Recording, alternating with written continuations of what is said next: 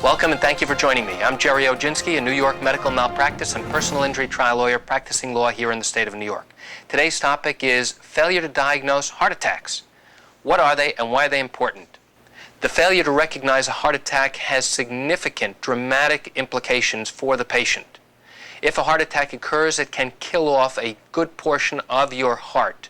And if it is not recognized either immediately before it happens or at the time it's happening, the results could be devastating. Let me tell you about a case I recently handled involving a young man and a failure to diagnose a heart attack.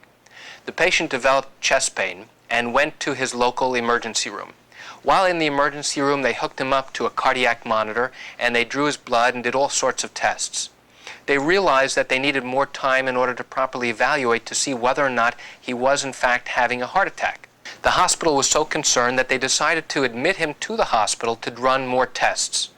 They were going to have him do a stress test. They were going to get an echocardiogram, which is like a sonogram of the heart. They were going to draw bloods on a regular basis to see whether or not certain enzyme levels were rising, indicate that he might have a heart attack. So what went wrong with this patient's care? It wasn't the tests that were ordered. All of those tests were appropriate, and it was good medical practice to do that. The problem arose when the doctors were interpreting those particular tests. They were interpreted incorrectly. In fact, the computers were reading abnormalities in these particular tests. But the doctors who were looking at him blew it off and said, not a big deal, that's artifact, that's insignificant, we don't care about that, the patient is normal, everything is fine. He followed up with his cardiologist a few weeks later, and he told him he was still having some chest pain. The cardiologist never bothered to get the testing that was done at the hospital, and based upon his own testing, realized that the patient was just fine. He told the patient to come back in a month, we'll check you again. The next month, the patient returned as directed, and again, he had the same type of complaints. You know, I have chest pain, I'm feeling uncomfortable, I don't know what's going on. Again, the doctor poo-pooed it and said, not to worry, all the tests before showed that you were fine. The third time, it happened again. He came back to the office, made the complaints, the doctor said, not to worry about it, you're fine. A few days after the last visit to the cardiologist, the patient develops severe chest pain and difficulty breathing.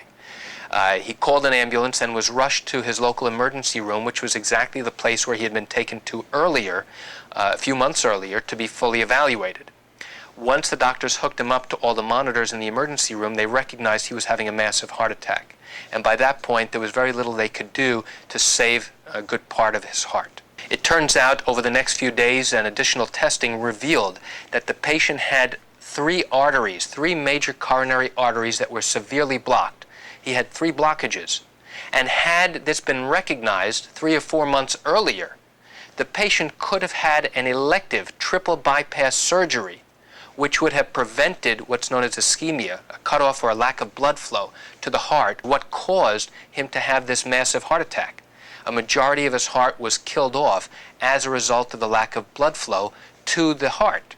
And because of that, this patient suffered every complication known to mankind, so much so that he ultimately was told that he needed to have a heart transplant. This patient, unfortunately, is physically incapable of doing any type of activity. He gets tired just from walking across the room.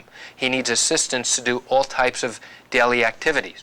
And it's tragic because when we went to investigate and looked back at those medical records, we had doctors and experts in cardiology look at those diagnostic tests, and they told us that these tests were clearly abnormal. And even the computer confirmed that they were abnormal.